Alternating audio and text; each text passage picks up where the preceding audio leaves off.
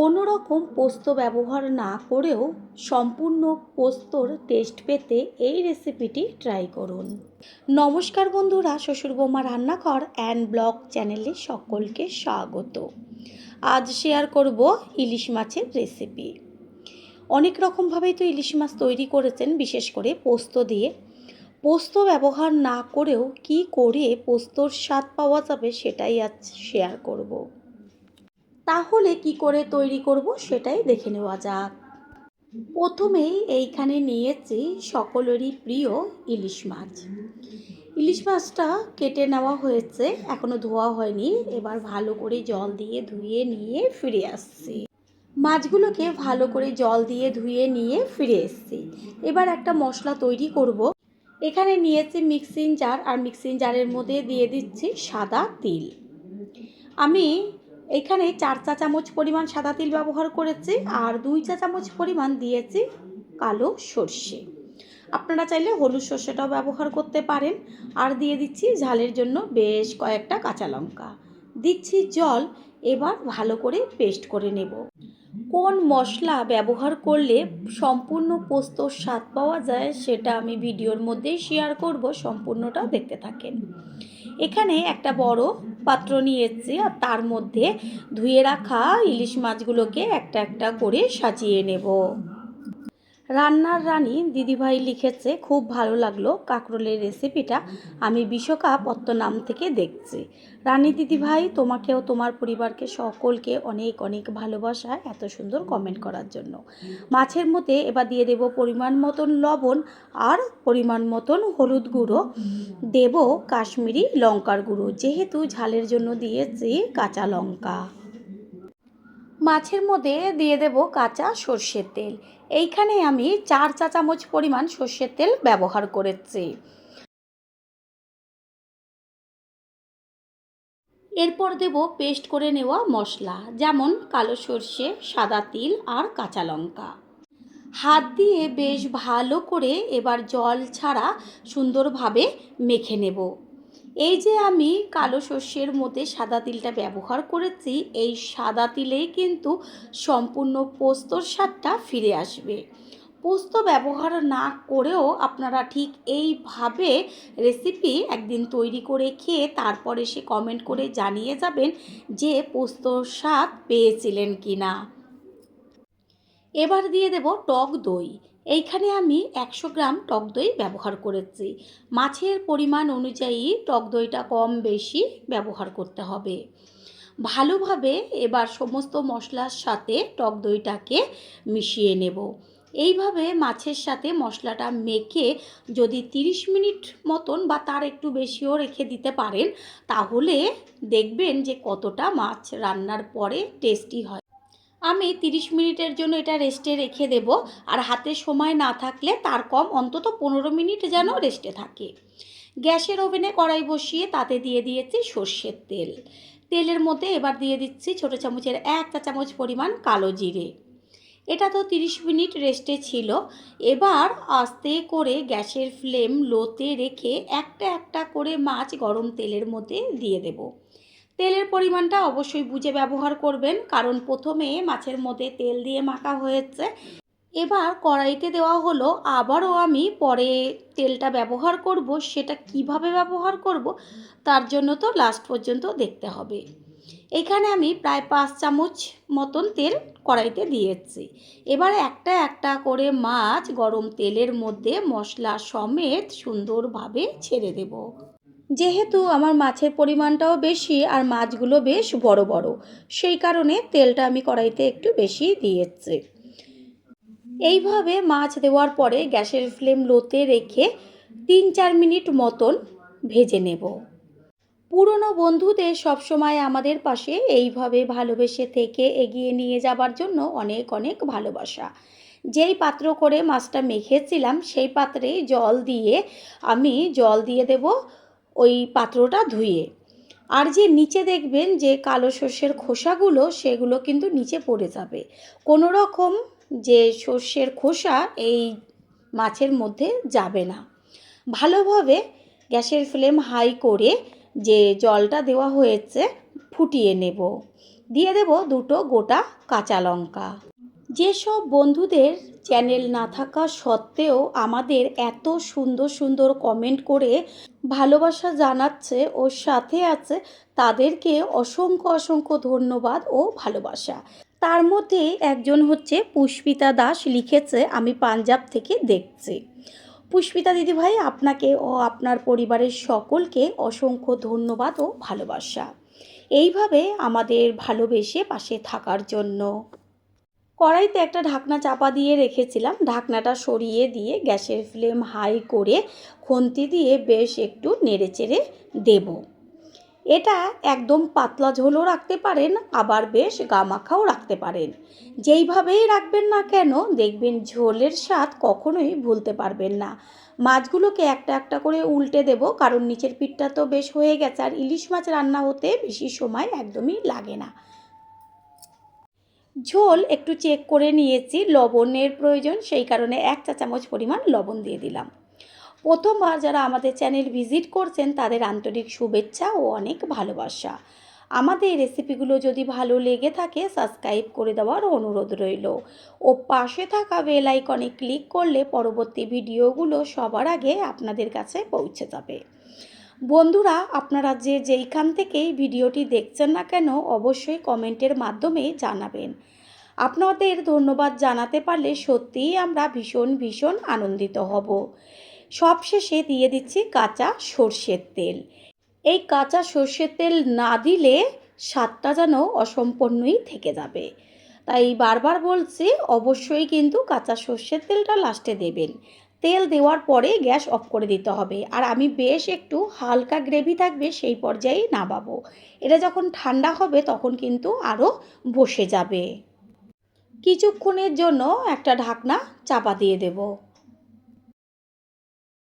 একটু বাদে ফিরে এসে কড়াইয়ের ঢাকনাটাকে সরিয়ে দিয়ে আমি সম্পূর্ণ লুকটা দেখিয়ে দিচ্ছি। এত টেস্টি লাগবে খেতে, যেন মনে হবে পোস্ত দিয়েই মাছটা রান্না করেছি। এবার একটা পাত্রে তুলে নেব। তৈরি হয়ে গেল আজকের রেসিপি। আশা করি রেসিপিটি ভালো লাগলো, আর যদি ভালো লেগে থাকে একটা লাইক, কমেন্টস, পারলে একটা শেয়ার করে অবশ্যই জানাবেন। আপনাদের করা একটা লাইক ও লাইকের পাশে থাকা হাইপ আর একটা শেয়ার আমাদের কাছে অনেক অনেক গুরুত্বপূর্ণ। All friend, thanks for watching my video. আপনারা সকলে ভালো থাকবেন, সুস্থ থাকবেন। আবারও দেখা হবে অন্য কোনো রেসিপির এপিসোডে। পটল দিয়ে তো অনেক রকম রেসিপি তৈরি করে খেয়েছেন, তবে একবারের জন্য হলো এই রেসিপিটি ট্রাই করুন। গ্যারান্টি দিয়ে বলতে পারি একবার যদি তৈরি করেন, পটল দেখলেই এই রেসিপিটাই তৈরি করার কথা মাথায় আগে আসবে। নমস্কার বন্ধুরা, শ্বশুর বৌমা রান্নাঘর অ্যান্ড ব্লগ চ্যানেলে সকলকে স্বাগত।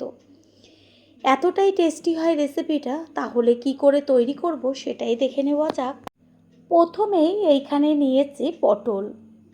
এবার পটলগুলোকে কেটে নিয়ে ফিরে আসছি। পটলগুলো কেটে নিয়েছি, আর কিভাবে কেটেছি আমি একটা হাত দিয়ে তুলে দেখিয়ে দিচ্ছি। পটলের খোসাটা মোটাভাবে ফেলিনি, চেঁচে দিয়েছি, মানে বটি বা ছুরি দিয়ে ওপরে একটু ঘষা দিয়ে যে পাতলা একটা বাদামের খোসার মতন উঠে আসবে, ঠিক সেইভাবে চেঁচে দিয়েছি। এতে কি হবে, পটলগুলো ভাজার পরও একদম নরম হবে না, খুব সুন্দরভাবে পটলের টেস্টটা হবে।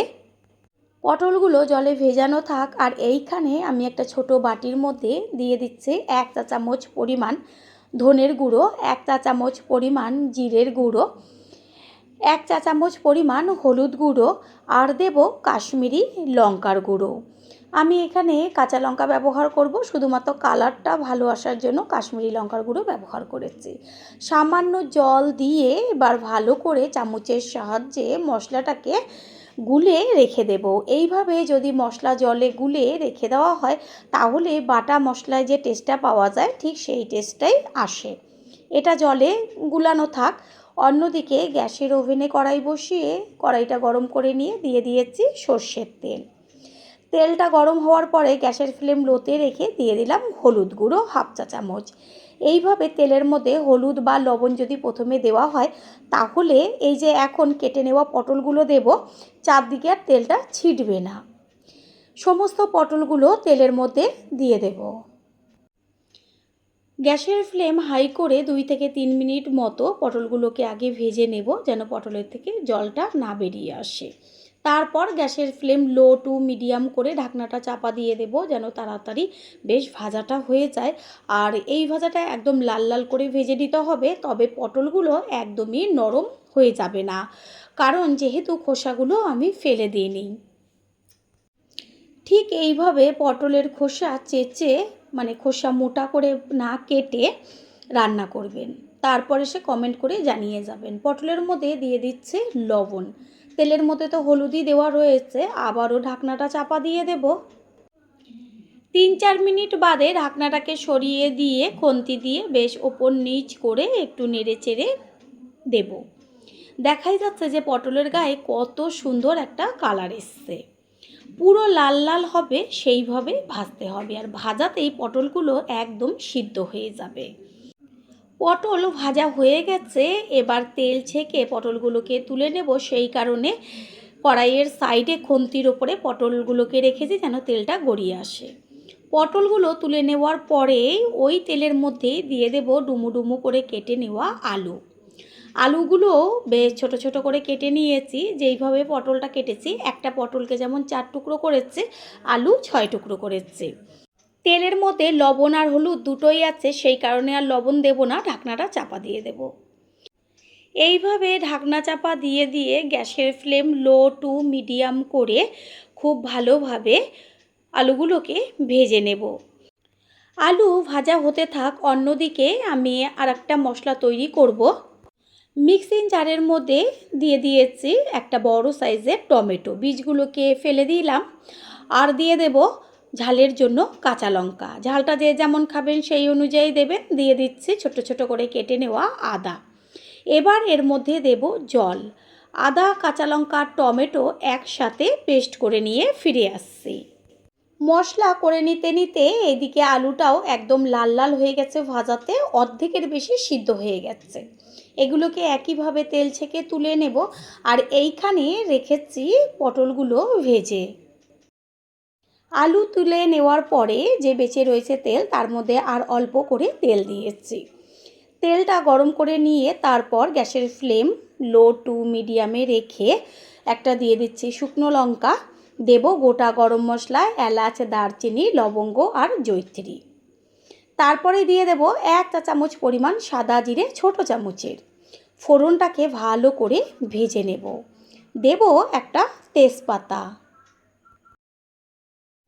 ফোড়নের থেকে সুন্দর একটা গন্ধ বেরোচ্ছে, দিয়ে দিচ্ছি 1 চা চামচ পরিমাণ হিং। হিংটা ব্যবহার করাতে এত সুন্দর একটা গন্ধ আসবে। তারপরে এর মধ্যে দিয়ে দেব কুচিয়ে নেওয়া পেঁয়াজ। এইখানে বড় সাইজের একটা পেঁয়াজ আমি কুচিয়ে নিয়েছি। পেঁয়াজটাকে ভালো করে ভেজে নেব। আর পেঁয়াজটা তাড়াতাড়ি মজে আসার জন্য এর মধ্যে দিয়ে দেব বড় চামচের 1 চা চামচ পরিমাণ লবণ। লবণ ভালো করে মিশিয়ে নেব। আর আপনারা যদি চান সম্পূর্ণ নিরামিষ করতে, তাহলে শুধুমাত্র পেঁয়াজটাকে বাদ দেবেন। আর যা যা উপকরণ আমি এতে ব্যবহার করব সমস্ত কিছুই দেবেন।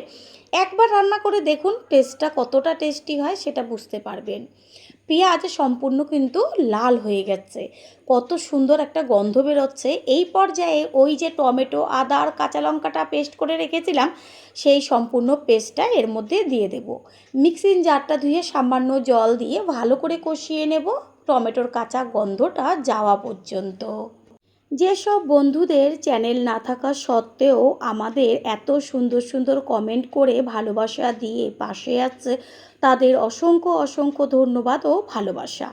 তারই মধ্যে একজন হচ্ছে কাকলি মুখার্জি, লিখেছে আমি আসানসোল থেকে দেখছি। কাকলি দিদিভাই, আপনাকে ও আপনার পরিবারের সকলকে অসংখ্য ধন্যবাদ ও অনেক ভালোবাসা। এইভাবেই আমাদের পাশে থাকবেন। কড়াইয়ের থেকে ঢাকনাটা সরিয়ে দিয়েছি, আর সুন্দরভাবে মশলার উপরে তেল ছাড়ছে।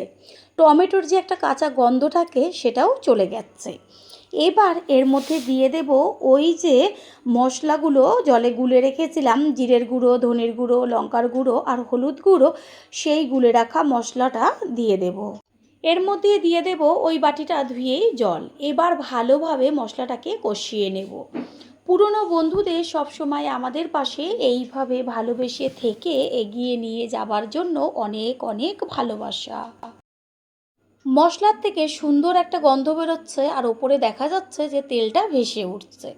মশলা সুন্দরভাবে কষানো হয়ে গেছে। এবার এর মধ্যে দিয়ে দেব ওই যে ভেজে আলু আর পটল রেখেছিলাম, সেই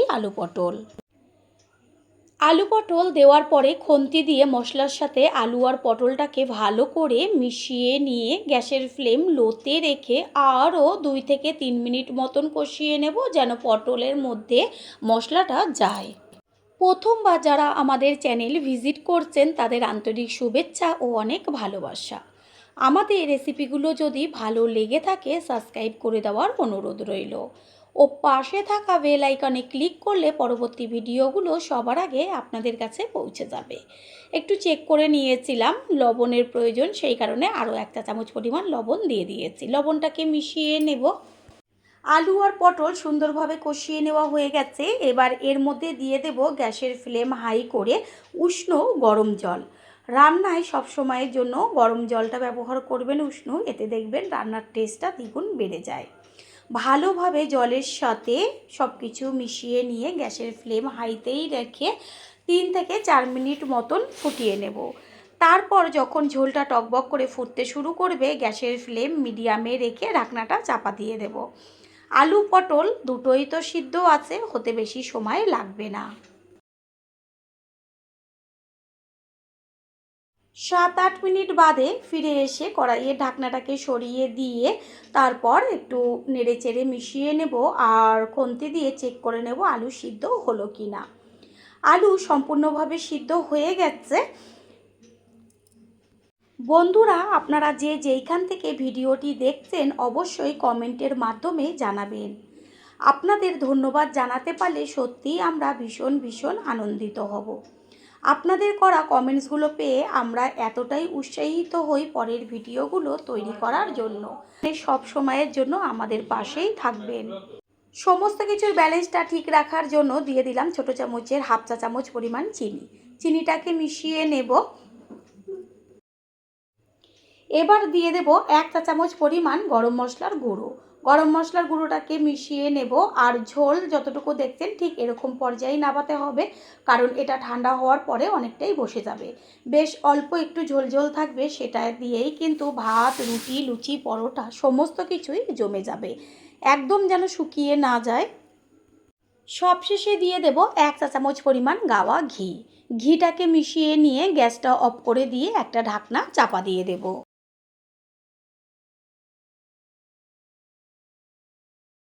ঘি দেওয়ার পরে গ্যাস তো অফ করে দিয়েছি। এবার দিয়ে দিচ্ছি বেশ কিছুটা কুচিয়ে নেওয়া ধনেপাতা।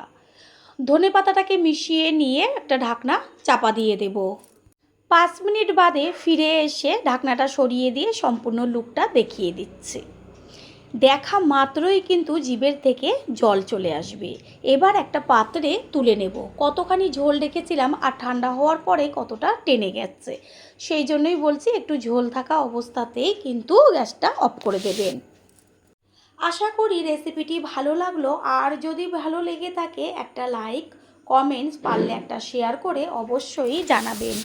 আপনাদের করা একটা লাইক ও লাইকের পাশে থাকা হাইপ আর একটা শেয়ার আমাদের কাছে অনেক অনেক গুরুত্বপূর্ণ। All friend, thanks for watching my video. আপনারা সকলে ভালো থাকবেন, সুস্থ থাকবেন। আবারও দেখা হবে অন্য কোনো রেসিপির এপিসোডে।